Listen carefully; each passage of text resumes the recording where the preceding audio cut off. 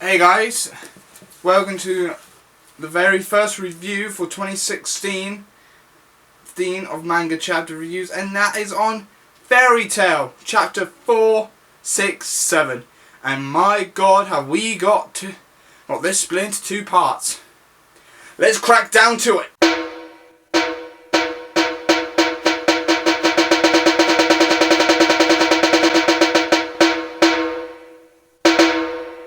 Okay, so the chapter starts off with Lamia Scale and Mermaid Hill protecting the towns they're at with their magic.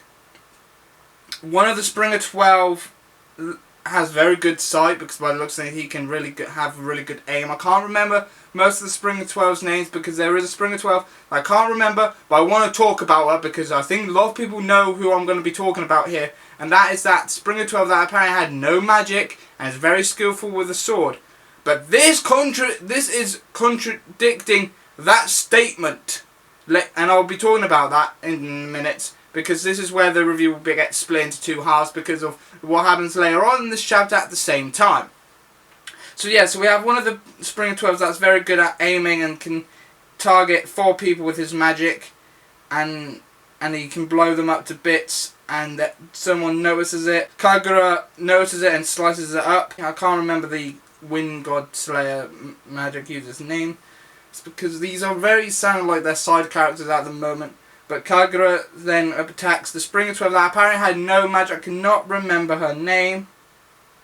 She mentions how she's saying Kagura's not bad with her sword. She then mentions how a kimono looks pretty cute, and then goes on saying that she can make it look better.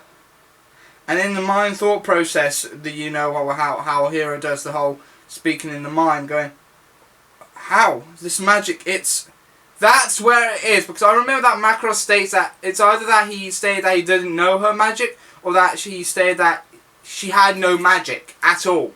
But here, Kagura states that she has magic, that it's overwhelming magic of hers. That it's overwhelming her magic. That means her magic is much more stronger than Kagura's magic, and she can't even hear what's going on anymore. She then mentions that this is the power of the Springer 12. And then she mentions that Randy has a similar haircut to Kagura, and she cuts it off, and that's much it. So let me just talk a little bit about this. Okay, for the first 9 pages. Okay, so we have a Springer 12. One of the Springer 12, I cannot remember the name, so that's why I'm going to say the swordswoman. That would be like the Springer 12's equivalent to Urza, shall we just say.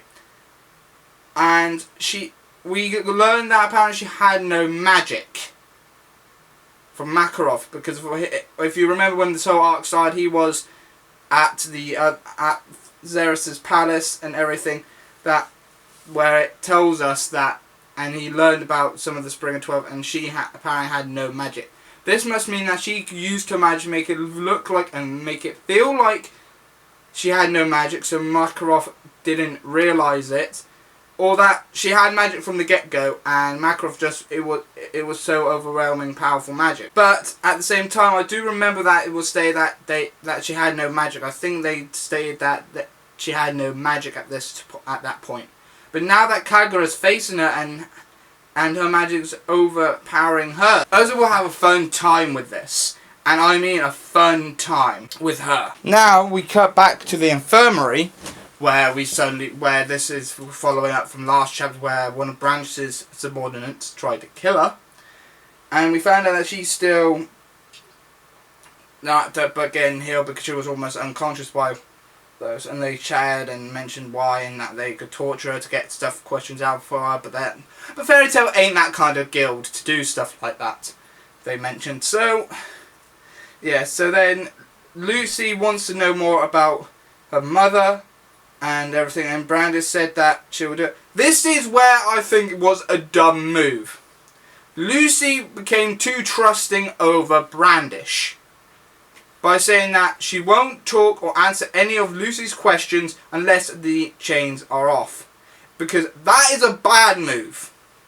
Lucy just trusted her, and they went out, and Kana just mentions that she's being cocky and saying don't get cocky now and everything. So they ended up talking. We learned that Branch's mother was a servant of Layla, and we bring up the story about how the backstory again of how her celestial spirits were given to 3 servants. We learned that Branch's mother was one of them, and we found out that Grammy was her mother, and she gave her the Aquarius key because Layla wanted to stop being a celestial wizard. And then she mentioned that Layla betrayed her and went and asked to get and wanted her killed, saying that she had her mother killed to get the key back. And then Brandish decides to attack her. She wants to take her life, and she's going to try and kill Lucy. And then suddenly water splurts out and everything, pushing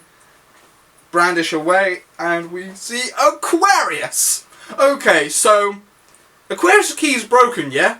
Right, so how is Aquarius back? More answers to be answered next chapter, but it doesn't add up to Layla's character.